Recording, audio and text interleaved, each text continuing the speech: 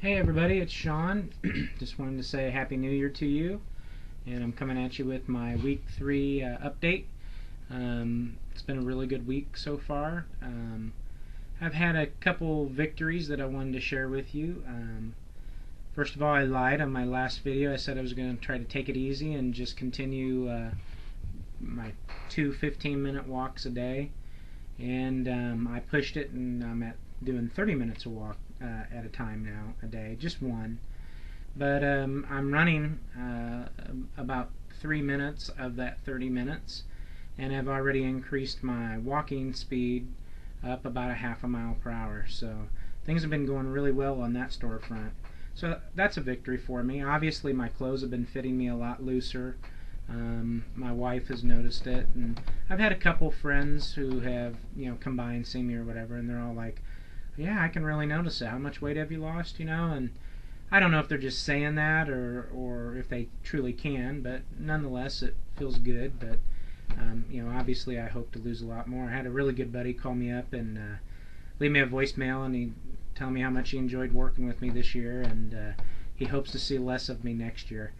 So I thought that was kind of funny.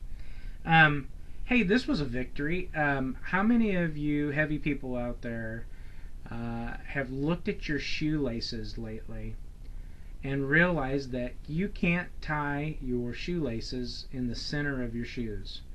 Well, I got my shoelaces tied in the center of my shoes, so it just looks like it's supposed to be right, and it's obviously because I can bend over a little bit more and I've got some flexibility coming back, so I call that a victory.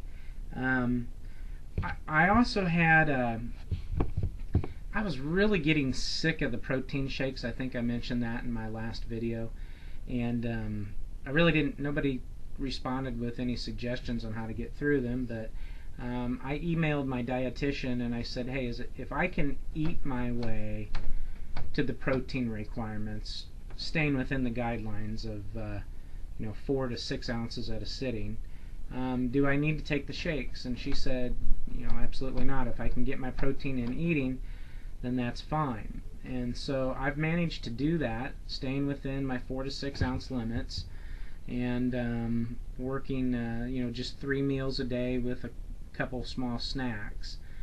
And it's not that hard to do. Now I will say I have not had any food issues whatsoever, none.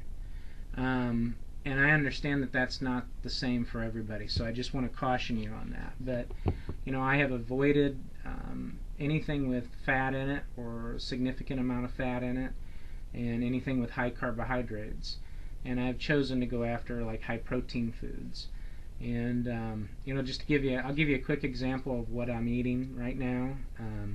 Maybe some of you can tell me if that compares or if that seems like an awful lot. My dietitian was not surprised by it, but typically, breakfast consists of 4 ounces of fat-free cottage cheese, and usually 1 over easy egg. And then for lunch, I typically have a small baked potato, and if it's really small, maybe the size of an egg, I'll cook that in a microwave, and then I'll add 2 ounces of fat-free cottage cheese to that, and 2 ounces of fat-free shredded cheese. And the combination of those events with the cottage cheese and the shredded cheese and the potato, and I'll usually add like a tablespoon of fat-free sour cream too, that gets it up to, I believe, 22 grams of protein, and it's less than 6 ounces in a cup, and I'll just blenderize it so it's the consistency of a mashed potato. And actually it kind of tastes like twice baked potatoes if you enjoy those. And then for dinner, again, 4 to 6 ounces of something. I had made a soup that actually AJ had posted on one of his videos, or his wife had posted. It was taco soup. Everybody at Christmas was eating their stuff, and my wife was kind enough to make me the taco soup. And I was allowed to have saltine crackers that week, and so what I did was I portioned out about 4 ounces of the soup, and I strained the contents of the soup off from the liquid, and I put together 5 saltine crackers, and then I sprinkled the contents of the soup over the saltine cracker and put a little fat-free cheese on that, and kind of just broiled it a little bit to where the cheese melted, and folks, that's like a pizza. So you can, when I had dieted before with Weight Watchers, I'd always found that there's really creative ways you can make food and get your protein up if you can handle the food. And I understand some people can't, and so follow what your doctor says. But when I sent my food journal to my dietitian, she was ecstatic by it, thought I was doing really well with it, and told me to continue going forward. I did share with her that I'm still fighting. It's not a fight, it's just I don't know where the fullness factor's at yet. I've never had a feeling of feeling too full, and I've never had and I'm always kind of just satisfied. So I don't want to push that, but her advice was pretty good. She said at this stage in my diet, I'm not eating a whole lot of high fiber type foods, and most everything that I'm eating is relatively, I'm doing a good job of chewing or pureeing the food, and so due to that, it's kind of passing through my system quickly, and as a result of that, I won't get an uncomfortableness or a fullness feeling as quickly.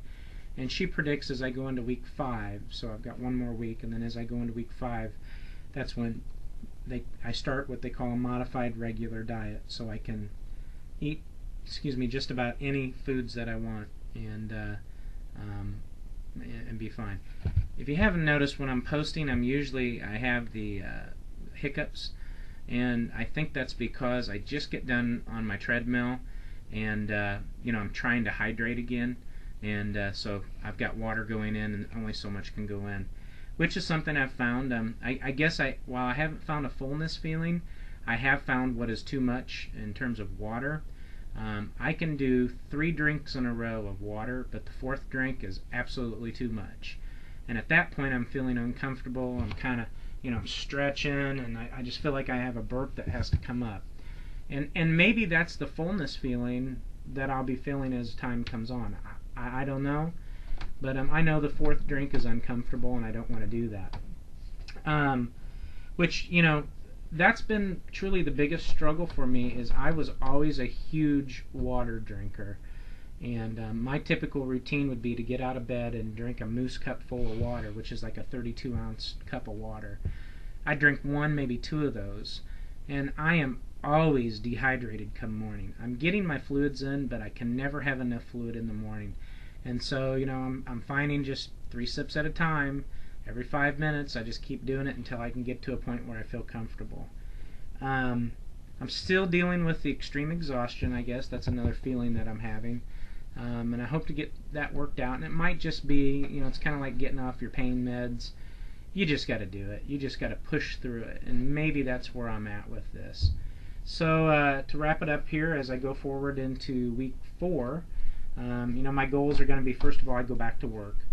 Starting on the 5th, and so my work was really good to give me this much time off, as I took vacation time too, but I'm ready to get back to work. I'm going a little stir crazy in the house. I want to continue to increase my activity, maybe not necessarily the duration, but push myself even further on the treadmill. I've got a pedometer. Miss Janine, is the queen of walking on here, and so she's motivated me to monitor my steps. I'm going to try to get up to my 10,000 steps, and I think I can do that. And like I said, work through the exhaustion. So with that in mind, I'll give you the numbers. Through the end of week 3, I lost an additional 6.4 pounds, and that's a total weight loss for me, including my pre-surgery update, of 40.6 pounds. So 40.6 pounds, 3 weeks post-surgery and 1 week pre-surgery. So with all that being said, I hope we have a great 2009. I know I'm looking forward to it, and take care.